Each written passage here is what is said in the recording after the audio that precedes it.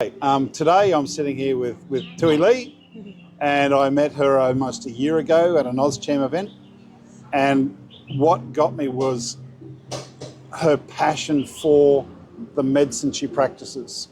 And then one of the things you said is why did you choose the traditional, when everybody else was choosing their path in medicine, why did you choose that one? Yes. So hi, Roderick. Good morning, everyone. I'm Dr. Thuy, and I'm a licensed traditional medical doctor living in Vietnam. I'm Vietnamese. And the reason why I am very passionate about traditional medicine, more like holistic medicine, is that I believe in prevention more than treatment. Because if you, like for example, nowadays we are no longer in the day and age where you die because of infectious disease too much anymore. But a lot of people, like the mortality in the world would shift toward to people who have like uh, chronic disease like cardiovascular diseases or hypertension or type 2 diabetes or metabolic symptoms problems. No longer they died of like tuberculosis like in the past. So, and then I just like fall in love with the way that traditional medicine, in general, like we have traditional Chinese medicine, Vietnamese medicine, or in Korea they will have like traditional Korean medicine. Yes. Basically, it's just like the way that people have been learning how to heal the body for the past thousands of years, and it's all very fascinated for me personally because it's very holistic and it focuses on prevention and people who being treated by traditional medicine. Basically, they are like not like get managing their symptom, but like they get healed and they get cured, and they can live very good life up until they're like 80s Their or time, like 90s, still very, very functional. So, And my first, and I said to you this morning, my first, I was chronic hay fever sufferer. I used to go, and I lived on a farm. So I was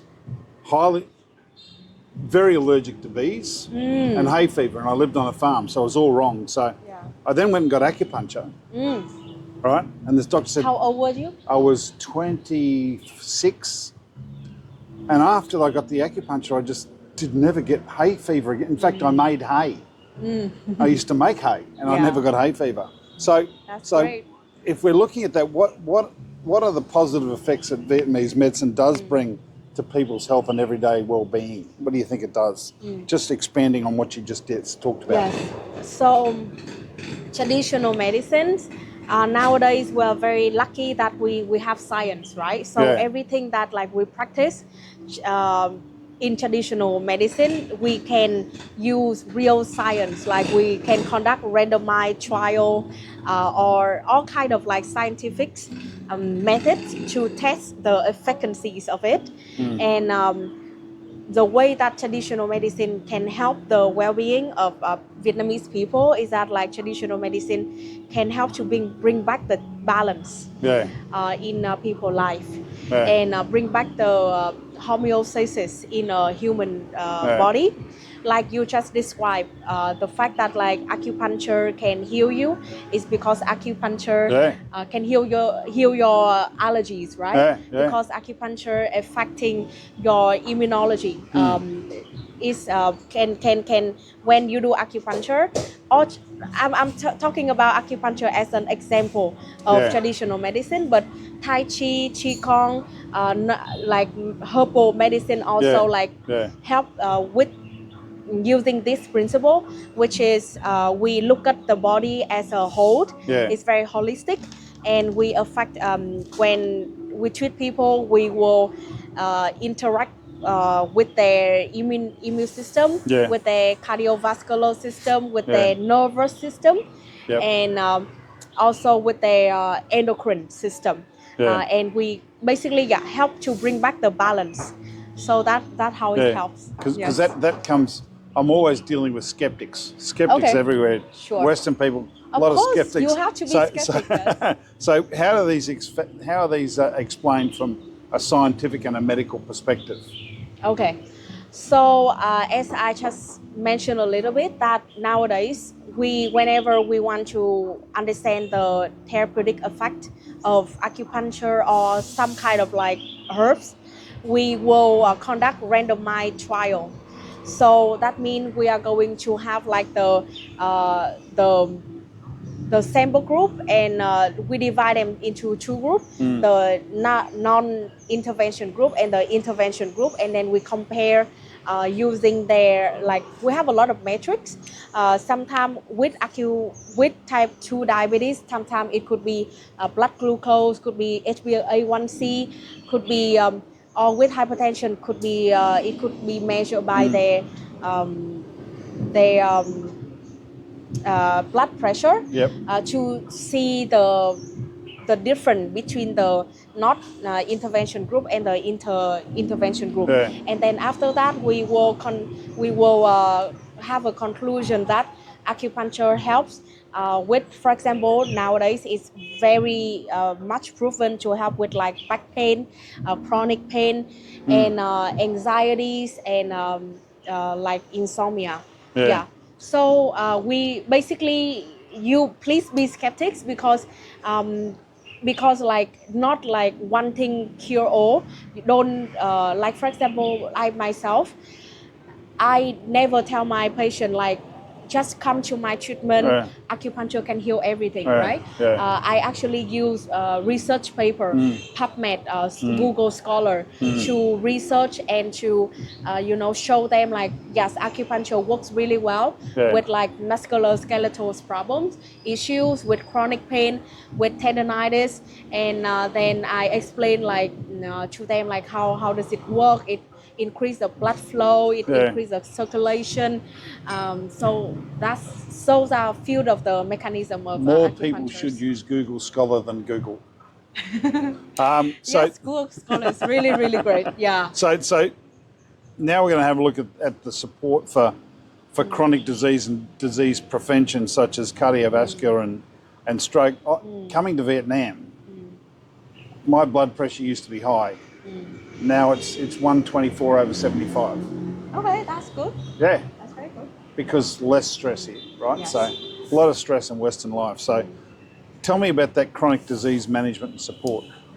What happens with that? Yes.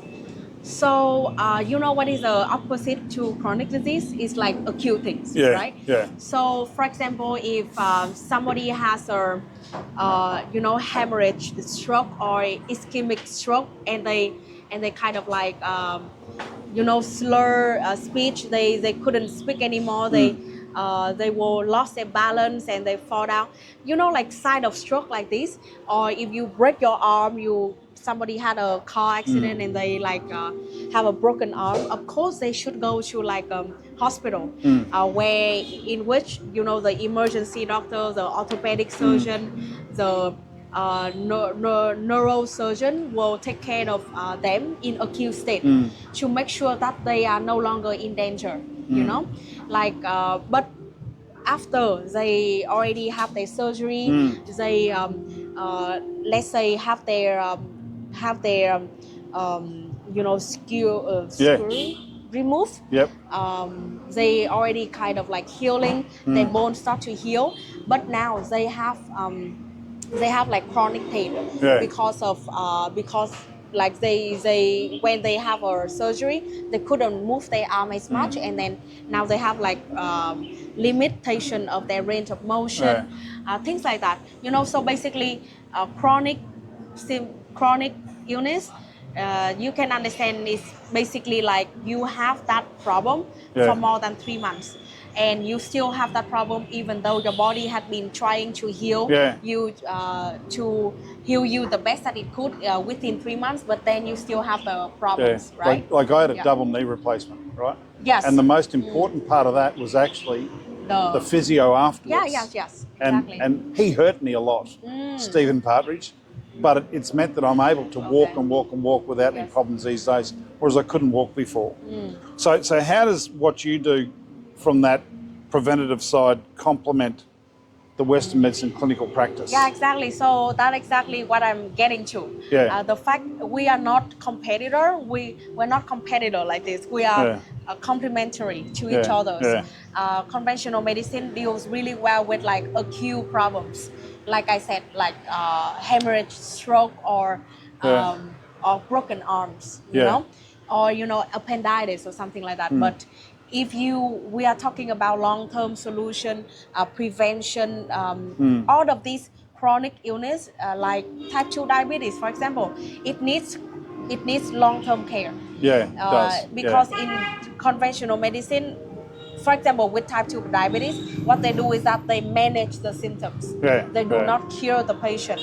But with the traditional medicine or holistic medicine or functional medicine that I swear by is, I don't know if I can say that. Well, you can swear by it because... Yes, it's basically like really focusing on like healing the patient, right? And looking at the root cause, not only managing the symptoms. Absolutely. So that's why we are complementary like this. Yeah. Yeah. And like, even though I've got a bar, I only like to have a few drinks 2 days a week.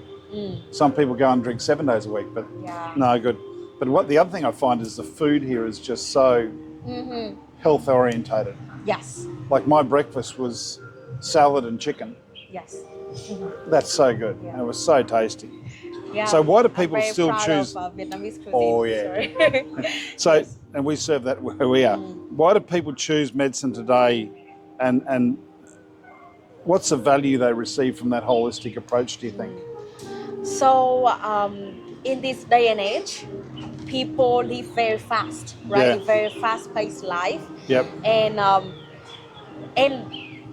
fast-paced life like this is quite easy for you to get anxious. And because it's fast-paced life, you don't have as much interaction with other people because everybody is moving very fast. You can feel lonely and you can feel depressed and you can feel left behind.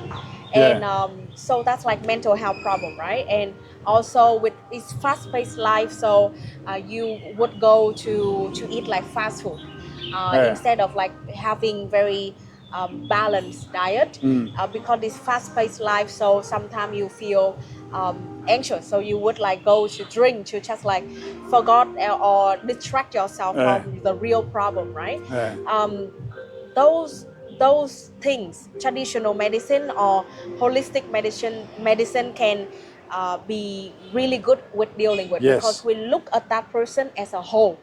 We do not look at their anxious, their depression, their